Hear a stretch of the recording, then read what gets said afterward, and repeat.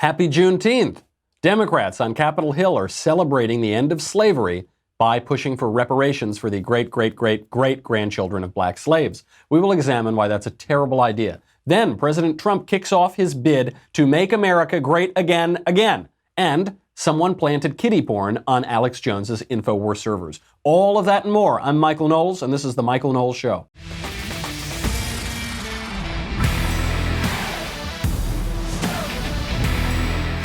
So much to get to today.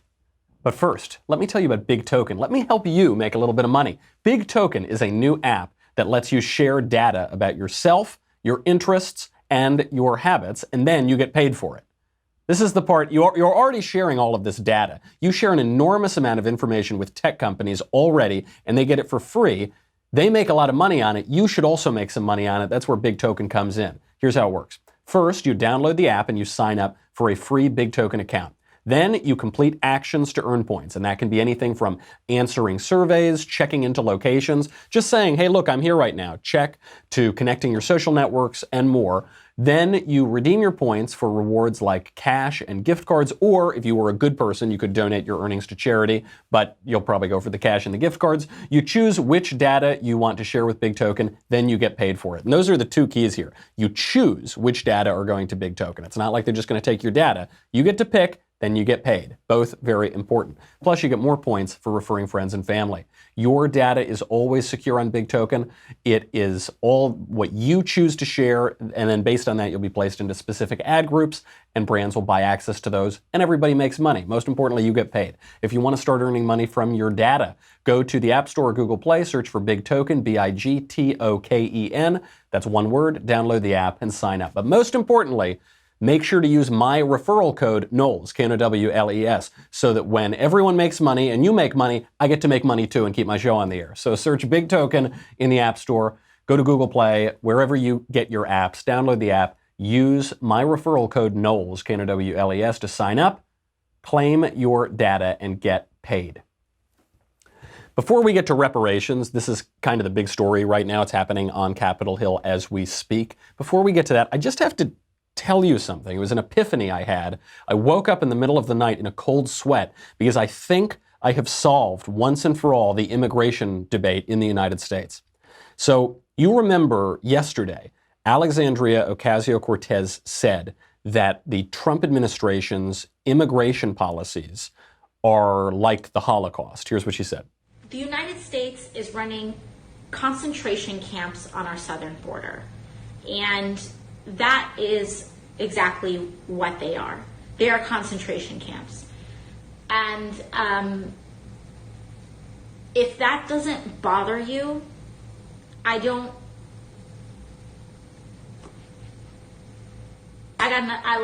we can have, okay, whatever. I want to talk to the people that are concerned enough with humanity to say that we should not, that never again means something. So you heard that. She said it's like concentration camps. She said it's just like never again, which is a direct reference to the Holocaust. So the Trump administration's immigration policies are like the Holocaust. But then the other fresh face of the Democrat Party, Rashida Tlaib, said that the Holocaust gives her a calming feeling. Just a few, I think 2 weeks ago or so, we celebrated, it took a moment, I think, in our country to remember the Holocaust. And there's a kind of a calming feeling. I always tell folks when I think of the Holocaust and the tragedy of the Holocaust. So if the Trump administration having immigration laws is just like the Holocaust, and the Holocaust gives Democrats a calming feeling, the Trump administration's immigration policies give Democrats a calming feeling. We've come to a national consensus. We don't need to talk about it anymore. That's it. We're doing good on the immigration plans. President Trump, keep going full steam ahead. You have the support of the fresh faces in the future of the Democrat Party. I woke up as if with a start. I said, there it is. One of the central issues in our country. There are some other issues going on in our country. Now that we've solved immigration, we also have to move on to the most important issue of the day. Forget the economy, forget peace abroad, forget immigration, forget our national borders. No, the most important issue of the day is reparations for the great-great-great-great-grandchildren of slaves 150 years after slavery was abolished in the United States. They're holding hearings on this right now on Capitol Hill. Why are they doing it today? Today is Juneteenth. And I think some people don't know what Juneteenth is. I think maybe this is like a geographic issue. Some people have never heard of it. Juneteenth is a very important day in the ending of slavery. It's not the day when slavery was abolished by the Emancipation Proclamation. That was issued on September 22nd, 1862 by President Lincoln, and it went into effect January 1st, 1863. It's not the day that we exactly freed all of the slaves. It's not the day that we freed all the slaves in the rebelling states. It's the day that slavery was abolished in Texas. So Texas was not a battleground of the Civil War, and so the Emancipation Proclamation didn't have any effect there. And then on June 18th, the Union Army General Gordon Granger arrived at Galveston Island with 2,000 federal troops, and he said, the federal law is the law here now in Texas, and he announced the next day freedom for the slaves. That's Juneteenth, and this Juneteenth, so many years later, a lot of Democrats are calling for reparations for the descendants of black slaves in the United States. Here's Sheila Jackson Lee. H.R. 40 is in fact the response of the United States of America long overdue. Slavery is the original sin. Slavery has never received an apology. Sheila Jackson Lee, one of the dumbest members of the U.S. Congress, which is really saying something. In the U.S. Congress, the average IQ is about 50, and she is a particularly egregious member of Congress. She has come out and said, we need reparations for slavery because the United States has never apologized for slavery. Of course the United States has apologized for slavery. We fought a bloody war where between 600 and 750,000 Americans killed themselves to answer for the question of slavery. We then had a civil rights movement, and then we had a great society. We had, we had all of these federal welfare programs that we were trying to effect to bring about some equality and apologize for historical slavery. So obviously, this is ridiculous. The leftist writer Ta-Nehisi Coates makes a much better case for reparations. The typical black family in this country has 1/10 the wealth of the typical white family. Black women die in childbirth at 4 times the rate of white women. And there is, of course, the shame of this land of the free, boasting the largest prison population on the planet, of which the descendants of the enslaved make up the largest share. The matter of reparations is one of making amends and direct redress, but it is also a question of citizenship. In H.R. 40, this body has a chance to both make good on its 2009 apology for enslavement and reject fair weather patriotism, to say that a nation is both its credits and its debits, that if Thomas Jefferson matters, so does Sally Hemings, that if D-Day matters, so does Black Wall Street, that if Valley Forge matters, so does Fort Pillow. Because the question really is not whether we will be tied to the somethings of our past, but whether we are courageous enough to be tied to the whole of them. The case is basically this, that regardless of who's responsible for slavery, it doesn't matter, black people do worse in America than other groups. They do worse than not all other groups. There are some groups that do worse specifically, Native Americans, for instance. But on the whole, black people in America have less money, have higher rates of crime, lower educational attainment outcomes. They marry at lower rates. They have higher out-of-wedlock birth. They have higher rates of abortion. In New York City, 60% of black babies are aborted. More black babies are aborted than born. It's the most dangerous place for a black person in New York, is in his mother's womb. That's terrifying. I mean, that's bad. And so what Ta-Nehisi Coates is saying is, regardless of who's responsible for it, this is the fact. You can't deny that right now black people are doing worse in America than other groups are. That's true. What he is saying is that history is affecting black people today. And I actually agree with him. I think this is a pretty good case. I mean, just speaking personally, when I think of the country, my ancestors helped to found America. 4 of them came over here on the Mayflower. They fought in, I think, every American war. John and Simon Knowles fought at Bunker Hill. John died of his wounds there. Simon Knowles was in Washington's army, was with him at Valley Forge. George Cobb Knowles died at the battle, I think, of Boynton Plank Road in the Civil War. When I look back on the history of America, I see my family's involvement in it. And that gives me a loyalty to the country, a love of the country, a sense of responsibility toward the country. If my ancestors were dragged here on slave ships, I would have a very different view of the United States. It's not anybody's fault. That's just natural. Of course you would. If your ancestors are brought here in chains and suffered systematic oppression and enslavement for 100 years or 150 years, you're going to have a dismal or dim view of the history of the country. Now, maybe that's changed by the fact that America fought a bloody civil war to free the slaves, and that America has tried to live up to its own creed over many years. Sure, maybe that changes your view of it, but I totally get the Ta-Nehisi Coates argument. However, Coates' solution doesn't make any sense. The solution of reparations for the descendants of slaves is totally idiotic, because I guess fundamentally why it's wrong is because it's a Marxist view.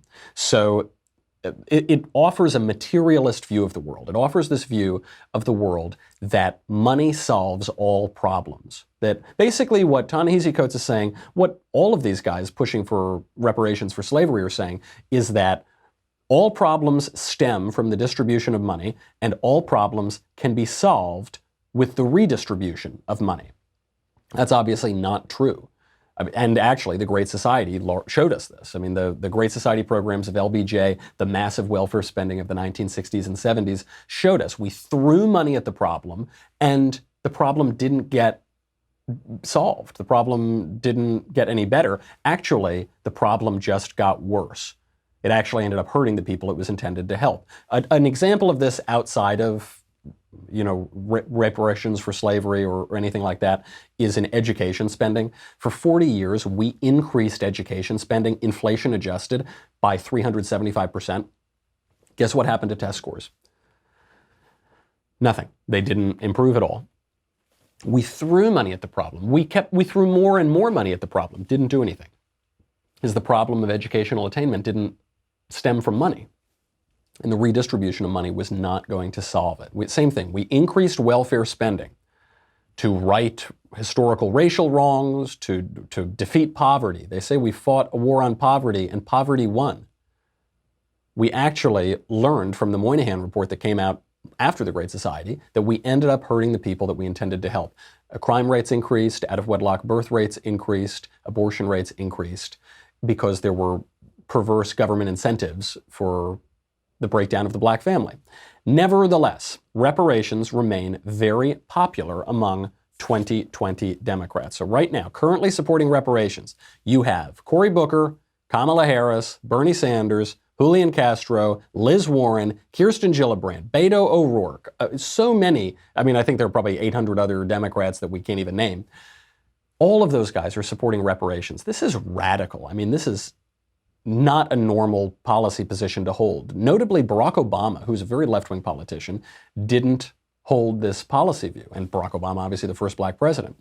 Barack Obama said, quote, "I fear reparations would be used as an excuse for some to say that we've paid our debt and to avoid the much harder work." So what he's saying is, actually, reparations wouldn't go far enough. It would give America the opportunity to just cut a check and say, okay, the problems associated with slavery and Jim Crow and lynchings and all of that, they've just been totally rectified now. We don't have to think about it anymore.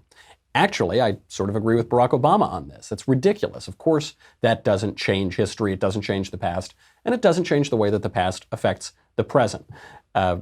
So I hate to say it, but I agree with Barack Obama on reparations. I also agree with Mitch McConnell, who makes the point that reparations today, money from white people today to black people today, or whoever else they're going to try to organize it, is just incoherent. Yeah, I don't think reparations for something that happened 150 years ago, for whom none of us currently living are responsible, is a good idea. We've, tried to deal with our original sin of slavery by fighting a civil war, by passing landmark civil rights legislation. We've elected an African-American president.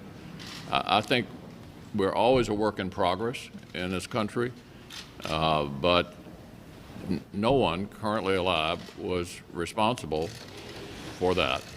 And I don't think we should be trying to figure out how to compensate for it. First of all, it'd be pretty hard to figure out who to compensate. We've had waves of immigrants as well who've come to the country and experienced dramatic discrimination of one kind or another. So no, I don't think reparations are a good idea.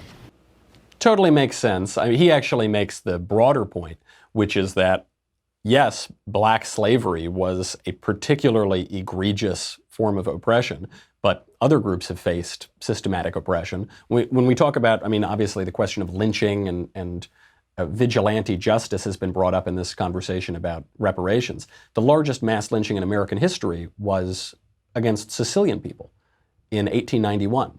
Does that mean that we're going to have some special federal program for the descendants of Sicilian people? I ask in a leading way, wouldn't mind a little extra money. No, of course not. How about Jews? How about any other group? The Irish, Hispanics, any other group that's come to America has also faced oppression. Obviously not at the level of a century or more of chattel slavery. But who are you to say that their oppression doesn't demand a little payback from the federal government? Reparations don't make any sense for all of those reasons, and most especially because money doesn't just necessarily solve problems, because we're not fundamentally just material beings. We're not, Winston Churchill said that when great forces are on the move in the world, we learn that we're spirits, not animals. The destiny of man is not measured by material computations. Materialism, Marxism, is wrong. That's not how the world is. It doesn't take into account suffering. It doesn't take into account what history means for the present. It doesn't take into account the actual motivations of people, which are not primarily about money, which are not primarily material. But beyond all of that, reparations will not achieve what people want them to achieve. It is just in practice totally impracticable. It's unclear who should pay whom. It's unclear where the money comes from, where the money is supposed to go. So everybody acknowledges that slavery is a particular moral evil, and most of the founders understood this as well, though they don't get any credit for it. But the case for reparations rests on a basic ignorance about the fundamental facts of slavery. To put this into context, I think a lot of people think that the United States was the chief importer of slaves from West Africa. Not true. The United States imported at most 4 to 6% of the African slaves who came to the New World. The majority of those slaves went to Brazil and South America and Central America. This is obviously not singularly an issue about the United States. It affected the entire world. It's not even just about the West. It's not even just about the Western Hemisphere. It affected the entire world. It still affects the entire world. There is slavery today throughout Asia, throughout the Middle East. It currently exists. We just ended it in the mid to late 19th century. Also, and this is the part that people's heads explode, slavery is not simply a racial issue. It's not simply white people had black slaves. Ironically, this is one of these quirks of history that shows you God must exist because it's so whimsical and it's so ironic and you think there's no way this could possibly be true. The first formally recognized slaveholder in America was black. We'll explain who it was and what it was, but first, you and I, we're never going to agree about everything, are we? There's one thing that we can all agree on, that we could all use more sleep. I only got about 17 hours of sleep last night. That's why I look so drowsy and tired. But I got 17 hours of great sleep because, no, I did. Maybe not 17 hours, but I did get a great night's sleep last night because of Boll and Branch. It's so much more affordable than you think. If you want to get a great sleep and you want to do it the simplest way possible, change your sheets. And don't change them with those cheapo sandpaper sheets that you buy down the street. Go check out Boll and Branch. Everything Boll and Branch makes, from bedding to blankets, is made from pure 100% organic cotton, which means they start out super soft, they get softer over time. You can buy them directly from them, so you're paying wholesale prices. I saw this when I was getting married, and I had a registry, Luxury sheets can cost $1,000. I mean, they're so expensive. And I don't know if you've ever felt luxury sheets. I've gotten to stay at some nice hotels sometimes. Luxury sheets are unbelievable. They make all the difference in the world. And I just thought, there's no way I can ever afford these. Boll & Branch sheets are only a couple $100. They cut out the middleman, go straight to you. Shipping is free. You can try them for 30 nights. If you don't love them, you can send them back for a refund. But you're going to love them. You're not going to send them back, not a chance. So there is no risk, no reason not to give them a try. To get started right now, my listeners get $50 off your first set of sheets at bollandbranch.com, promo code Michael, M-I-C-H-A-E-L. Go to B-O-L-L and branch.com today for $50 off your first set of sheets. B-O-L-L and branch.com, promo code Michael. Do it right now, bollandbranch.com, promo code Michael. You're going to love it. This is one of the great historical ironies that nobody really acknowledges. The first formally recognized slaveholder in the United States was not some white Southern bumpkin. It was a black guy. The first formally recognized slave owner was a guy named Anthony Johnson. He was a black Angolan farmer. He was captured in Angola by Arab slave traders. The Arab slave traders sold him off. He ended up in Virginia, and he was a slave in Virginia. He was eventually emancipated after his indenture was over. He was freed, and he himself became a successful farmer. He also owned slaves. So he owned a black slave named John Casor. And John Casor felt that at a certain point he should have been freed. He had committed his indenture, his servitude. You know, the idea of indentured servitude was you would be a slave, basically, for a certain period of time, then you would be emancipated. And John Casor felt that he had served his sentence and should have been emancipated. And Anthony Johnson, the black Angolan farmer, said, no, you're my slave for life. They took it to court, and a Virginia court ruled that Johnson owned John Casor for life. So the question is, are the black descendants of Anthony Johnson, a slave owner, entitled to reparations for slavery? Doesn't make a whole lot of sense, does it? Are the black descendants of John Casor, the slave owned by Anthony Johnson, entitled to reparations from the black descendants of Anthony Johnson? So that means that when we have reparations for slavery, some black descendants of slave owners have to pay the reparations to some black descendants of slaves? Is that, how are we going to work that? Are we going to be taking DNA tests, and Ancestry.com is going to get hundreds of millions of dollars in federal grants just to figure out who was descended from whom? What if you're descended from a black slave owner and a black slave? Which, does it cancel out? Or a white slave owner and a black slave? Well, how are we going to adjudicate your culpability today in 2019 for the sins of your great-great-great-great-grandfathers? Or which great-great-great-great-great-grandfather? Also, this complicates it even more for the woke social justice crowd. It wasn't only white people and black people who owned slaves. Native Americans also held slaves, and Native Americans owned a lot of slaves. There were some black slave owners. There were a lot of white slave owners. There were a lot of white Native American slave owners. Of the five, they were called the five civilized tribes, the five major tribes. We're talking about the Cherokee, the Choctaw. Those five tribes adopted chattel slavery, like the really awful, terrible, worst form of slavery you can imagine. They adopted it. In 1809, the Cherokee had 600 black slaves. By 1838, so the time of the Trail of Tears, the Cherokee marched thousands of slaves down the Trail of Tears ahead of them, or sent them by ship to the new territory. By 1860, on the eve of the Civil War, the Cherokee had 21,000 black slaves. Those five major tribes owned slaves, black African slaves, at the same rate as Southern whites. Now this gets even more complicated, because it's not just that the five civilized tribes held black slaves at the same rate as Southern whites, and then slavery was over, and then that was it. Because when the federal government freed the slaves, the Emancipation Proclamation and the 13th Amendment and Juneteenth and all that, when they freed the slaves, that didn't free the slaves in the Indian territories, because the Indian territories were sovereign. They had their own territory, they had their own system of government, they had their own laws, and they weren't bound by the laws of the United States. So actually, the Indians kept black slaves longer than the United States did. Now, eventually, the federal government intervened here. So the five civilized tribes did not free the slaves on their own.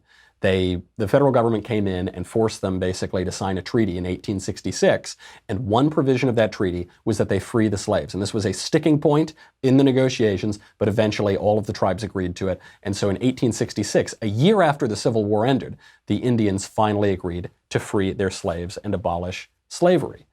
So are the great-great-great-great-grandchildren of black slaves today entitled to reparations from Native American tribes? Not just the descendants of Native Americans, but the actual sovereign tribes as they exist today. Are they entitled to that? Are we going to, is this federal commission that the Democrats want to set up going to send a bill to the Native American tribes for slavery, for holding slaves longer than even the Americans did? Probably not. That doesn't really work well with the intersectional victim pyramid, does it? What is the conclusion from all of this? It's an obvious one. You can't fix the past. Can't do it. It's not, that's why it's the past. That's the definition of the past. You've only got the present. And you specifically can't correct a past injustice with a present injustice, taking somebody's property because of the sins of their great-great-great-great-grandfathers.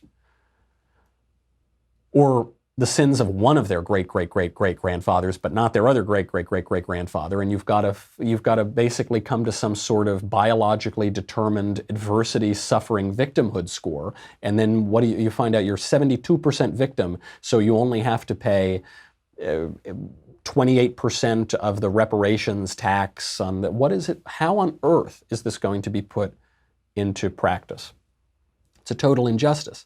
Why are Democrats focusing on this? This is absurd. Even Barack Obama thinks it's absurd. Very left-wing guy, first black president. The reason they're focusing on this is because the left has no present problems to focus on. Things are too freaking good, so they have to relitigate slavery 150 years later. Why? They can't run on the economy. The economy's going great. Can't run on jobs. We have record low joblessness. They can't run on war or peace. We've got relative peace abroad, pretty good foreign policy. They can't run. What are they going to run on? They got nothing. So they're trying to relitigate slavery, and it's ridiculous, and it leads to these sort of absurdities like you're seeing on Capitol Hill today. Conservatives don't need to run on those things because our policies are working incredibly well, and they're very popular in the here and now. And that is why President Trump officially has kicked off his campaign to make America great again last night.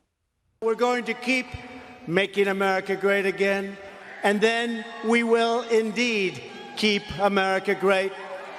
We will keep it so great. Better than ever before. We're going to keep it better than ever before.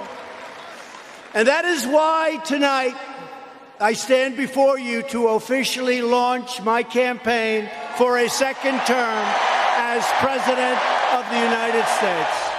Okay, so we all knew this was happening. It's no big surprise that he's announcing his campaign. The campaign never really ended. He's done rallies throughout his presidency. This is true of other presidents too. I mean, so it doesn't seem like a huge moment, except there was a massive crowd there in Orlando, Florida. Everyone was super excited. It was visually a very good start to the campaign, and it had one of the most beautiful moments of recent political memory.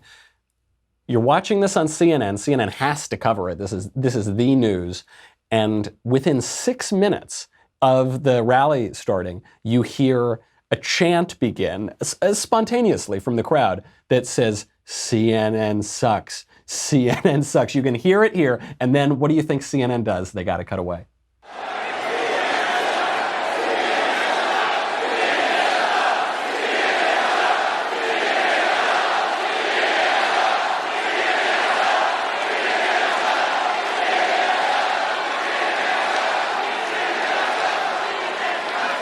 This was our chance to reclaim our government. All right, we've been watching the president kick off his re-election bid. He's been on stage for about 6 minutes. Oh, yeah, is that right, CNN? So hold on, wait, you're telling me you interrupted all of your programming so that you could cover 6 minutes of the rally? I don't know about that. Usually you'd have to cover, 20 minutes, 30 minutes of the rally, but they start almost from the beginning. They start, CNN sucks. Trump turns around, he's got a grin on his face from ear to ear, and then within a minute of that happening, CNN cuts away. Okay, well, yeah, you've heard that. All right, that's enough. Enough of that now. Go away. Also, I mean, show me the lie. This is obviously what the crowd said is just objectively true. And it reminds you why people are really fired up. We're fired up about all of these issues. We're fired up about immigration. We're fired up about the economy. We're fired up about America, keep loving America, loving the country, keeping the nation, keeping our sovereignty, making America great again. We love all of those things.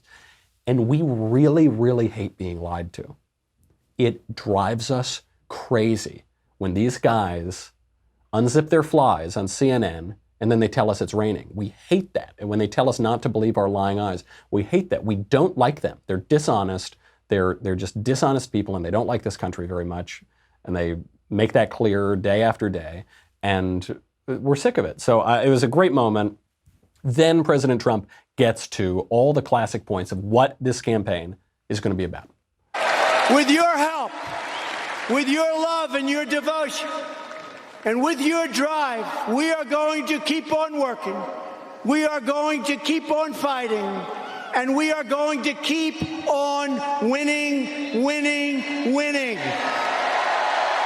We are one movement, one people, one family, and one glorious nation under God. And together, we will make America wealthy again. We will make America strong again. We will make America safe again. And we will make America great again. Thank you, Orlando. Thank you, Florida. That's great. Obviously, all the classic points are very popular, and it's exactly the opposite of what the Democrats want to do. Joe Biden says the first thing he's going to do is take away the tax cuts. So Trump wants to make America wealthy, strong, safe, great. What do Democrats want to do? They want to make it less wealthy. They want to take wealth away from you. They want America to be less strong, not to project strength overseas, to reduce our military spending. They don't care for America to be safe. They want totally open borders, and they don't want to deport any criminals, and they want sanctuary cities for criminals who spit in the face of our laws. And they don't want America to be great. They don't think America was ever great to begin with. Andrew Cuomo, sitting governor of New York, he said during a speech, he said, America was never that great to begin with. That's what they believe. Trump is doing exactly the opposite, which is great. And he's also doing something that Republicans haven't really done before.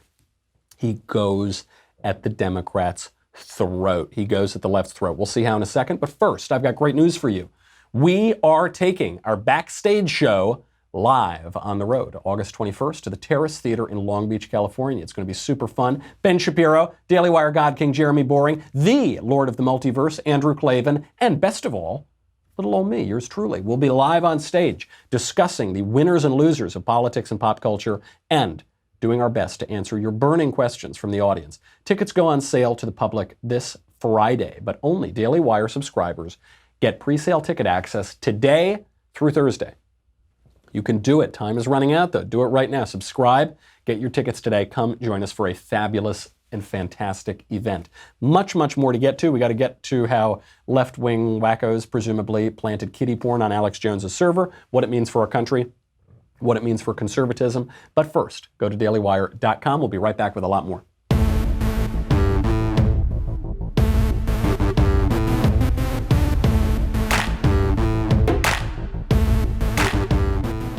So President Trump is hitting all the right notes. This rally, this kickoff for the campaign went off without a hitch. Most importantly, he's going at the left's throat. He is not afraid to get down in the muck with them. Listen to how he describes the left in America. Our radical Democrat opponents are driven by hatred, prejudice, and rage. They want to destroy you, and they want to destroy our country as we know it. Not acceptable. It's not going to happen. This is fabulous. This is great. This is something Trump has done his entire career, is he's nice to people as long as they're nice to him. I mean, it takes us to an extreme. He's sometimes nice to Kim Jong-un if Kim Jong-un is nice to him. But the minute someone goes after him, he goes after them twice as hard. The minute someone says, hey, Trump, you're a racist, he goes, you're a racist. You're a double, triple awful racist. Hey, Trump, you're not successful. You're a total loser. You're an idiot. You're a failure and you're a shame to your family. And he just clobbers them. He doesn't take any guff from nobody.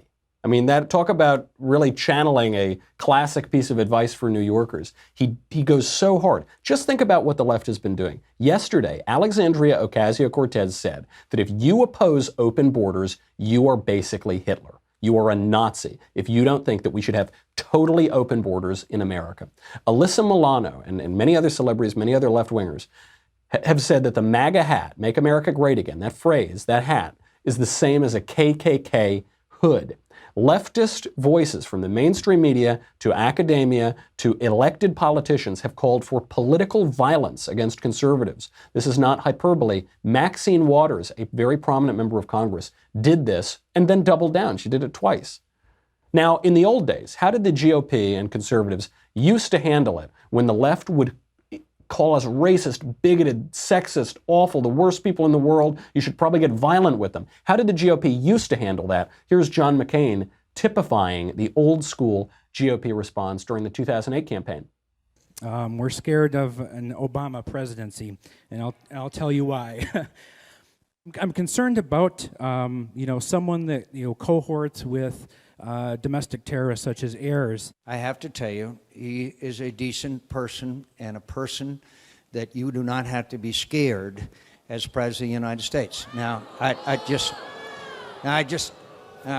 look, I got to ask you a question. I do not I can't trust Obama. I have read about him, and he's an Arab. He is not. No, ma'am. He's a decent family man, citizen that I just happen to have disagreements with on fundamental issues, and that's what this campaign is all about. He's not. Thank you. Now, John McCain could have said, no, he's not an Arab, but he is a danger to this country. His views and his policies will damage America. He'll steal people's health care. He'll destroy the greatest health care system in the world. He will raise your taxes. He'll destroy the economy. He will create 8 years of joblessness. He will divide America. He will continue to do, which is all things that he did. He could have said that, but John McCain couldn't leave it there and say, no, he's not an Arab, but he's a pretty bad hombre. No, he had to say, he's a decent man. He's a good man. Oh, the left wing that calls us evil and racist and bigoted and terrible and the worst people on earth, those guys, they're okay. They're good guys. They're good guys. Oh, if they're good guys, then I guess we should elect them. That was a bad strategy. And President Trump is saying, no, listen, left wing. If you want to play nice with me and you want to be elevated and you want to say that we're decent people and you're decent people and we just have disagreements, I'm willing to do that. But if you're going to call me a Nazi and you're going to call my supporters Nazis and half of this country Nazis, then I'm going to say that you are hateful, prejudiced, and fueled by rage, which, by the way, is true. This is a working strategy. The RNC just reported, the RNC now is the Trump campaign. The RNC raised a record $24.8 million in just 24 hours, more than $1 million an hour after this kickoff. Joe Biden, he raised $6.3 million on his first day, and that was a record haul. Trump raised 4 times that. Massive win. And it means the strategy is working. It means we shouldn't back off the strategy. He's absolutely right to do it. We'd all like to live in the nice Trump universe, where Trump is nice to people and people are nice to Trump. But that's the right attitude. People say he's cruel and mean and needlessly aggressive. He's not needlessly aggressive. He's going to treat you how you treat him. We can't have a society where half the country treats the other half like absolute mongrel, swine, Nazi, hateful, awful people. And then those of us who are being attacked and assailed and smeared have to just say, okay, that's fine, we'll take it. You guys are okay, you do what you want to do. No, we're not going to do that. If they're going to do that to us, we're going to push back and do it to them. And it's going to get ugly and gross until they realize that, the other side isn't going to unilaterally disarm. This is not a nice way to have a civil society. Maybe we'll elevate the rhetoric a little bit. But it's getting really nasty. I mean, someone apparently has now sent Alex Jones kiddie porn to frame him as some kind of pedophile and ship him off to jail. Headline in the Connecticut Post says, quote, I mean, you know Alex Jones. You know he's the shirtless vitamin salesman. He's the kind of conspiracy-minded radio host, very entertaining radio host. A headline in the Connecticut Post, quote, "Lawyers for Sandy Hook families say Alex Jones sent them child porn." Let me ask you something. Does that make any sense? Alex Jones is being sued by people, and so he would send them like the most illegal thing you can possibly possess that could send him away to prison for life? Doesn't seem to make a whole lot of sense. So the headline isn't true. There was child pornography that was sent, and it was delivered by the InfoWars and Alex Jones. It wasn't sent to the family, it was sent to their lawyers, and it wasn't sent from Jones. It actually was, they basically asked for these troves of emails from InfoWars. InfoWars just turned over all of the emails, and some emails that had been sent to InfoWars included graphic images of child pornography. So what it appears is that what someone was doing was planting child pornography on the InfoWars email servers and email addresses. It seems to me there's no way that Alex Jones knew about this. If he did know that there was child pornography on there, he would never have given those emails to his adversaries, lawyers. What would he have done? He would have destroyed it, or he would have refused to turn over the documents. Also, I suppose illegal, but obviously a lot better than just turning over a bunch of child pornography. So I guess it's possible, never say never, it's possible that Alex Jones is the most incompetent pedophile in the history of sex crimes, probably unlikely, or more likely someone is playing a particularly nasty trick on Alex Jones. They want to ruin his life. They want to send him and people who work with him to prison forever. And this plays on this theme that we're looking at, that we're seeing, this fueled by rage, nasty, hateful, spiteful. The left wants to ruin conservatives' lives. They want to ruin Kyle Kashev's life. They want to ruin every conservative's life. Some sicko is willing to deal in kiddie porn just to score political points, and then to send it to a shirtless vitamin salesman because they don't like his politics or something. They're going to send it to this guy because they think this guy is such a great threat to the country. I'm not saying people didn't naturally have homosexual feelings. I'm not even getting into it, quite frankly. I mean, give me a break. You think I am like, shocked by it, so I'm up here bashing it because I don't like gay people? I don't like them putting chemicals in the water that turn the friggin' frogs gay. Do you understand that? Serious crap. I'm sick of being social engineered. It's not funny. I gotta say, he says like some of the craziest things, but I get such a kick out of him. He's like an amazing broadcaster. And that guy, you're willing to deal in child pornography and try to frame a guy, send him to prison for life because he bangs a table and says the frogs are gay? You're sick. Something has gone sick in your mind, in your ideology, if you do that, because you don't like his politics or something. Hollywood celebrities, Deborah Messing, so happy, congratulating Harvard for ruining an 18-year-old kid's life because he said offensive and racial things simply for shock value when he was 16 years old. Journalists encouraging big technology companies to prevent other content creators that they disagree with from making money, from getting their voices out there, deplatforming. Not just YouTube, it's Facebook, it's Patreon. Payment processors trying to stop conservatives from ever being able to make a livelihood, ruin their lives. This Jones thing, just one particularly egregious example of the left hating the right. You can't have a country like that for very long. What's it for? It's like when a husband fights with his wife. You're in a fight with your spouse, you're disagreeing about something, and you're just trying to score points on each other. And you did this, well, I did this, and you did that, and then I'm going to do this then. And how does that end? You still have to live with the person. You're married to the person. It's half of your flesh over there. Ostensibly, you still love each other, you like each other. You've got some bonds holding you together. It's the same thing for a country. You still have to live together. How is this going to end in America if half the country says that if you don't support open borders, you're a Nazi? Half the country wants to ruin the other half's life. It doesn't go both ways. Finally, President Trump is fighting back on behalf of the right, but it doesn't go both ways. This is a problem of the left doing this to the right. You can't have a country like that for very long. That's not, you know, this actually brings up a great piece I read yesterday. I highly encourage you all to read it. In First Things, it was by a writer named Elizabeth Corey, and she was talking about the very little-known political philosopher Michael Oakeshott. And it was on this question of what is conservatism? What are we doing? What is conservatism about? And the thesis was that true conservatism requires recognizing the world's beauty. The question is, what is conservatism? If I asked you on the street, what is conservatism? Maybe you would say it's free markets, or it's a strong military, or it's Christian values, or it's low taxes. What is it? Would you say it's that? It's low taxes and a strong military. Is that conservatism? That doesn't seem like all it is.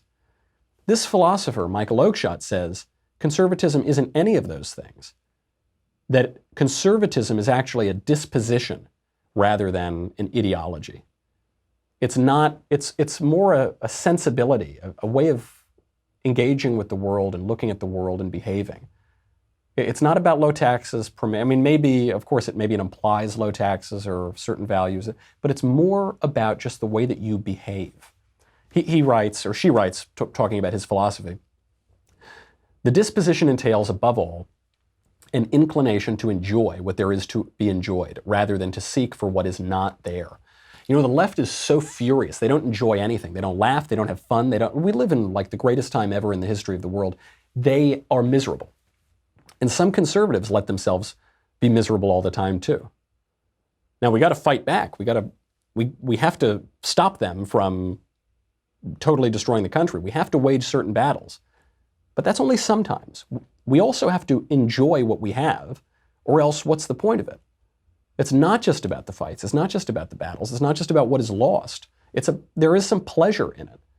This is one of the simple joys of being right. You know, we talk about the Western canon and liberal education, how important it is, how important we need good education and to remember our history. How often do we read those books? We talk about how old movies are so much better than new crappy movies. How often do we watch the old movies and enjoy them? We talk about civil society, how great it was when there were all these voluntary organizations, the Lions Club, the Kiwanis Club, the PTA, the Boy Scouts. How often do you join those and go to those and participate in those? We talk about the importance of a nation. How often do we engage with our fellow countrymen? Do we really feel that we have some bonds to them still? You know, we need to give the left a taste of their own medicine, and we need to show them the stakes of what they're doing, and we need to stop them from their path of complete destruction. But over the long haul, the only coherent conservatism is a conservatism that actually engages with and enjoys all of those things that we say are worth conserving. That's our show. We got more to get to. We'll do it tomorrow. In the meantime, I'm Michael Knowles. This is The Michael Knowles Show. I'll see you then.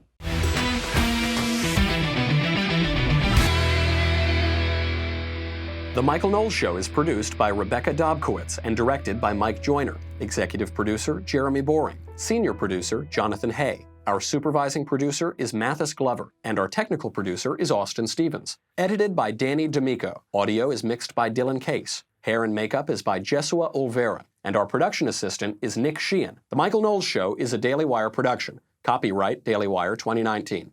Hey everybody, it's Andrew Klavan, host of The Andrew Klavan Show. Alexandria, occasional cortex, says arresting illegal immigrants is like the Holocaust because she's an ignoramus. But there is someone partying just like it's 1938, and guess what? It's not President the Donald. I'll talk about it on The Andrew Klavan Show. I'm Andrew Klavan.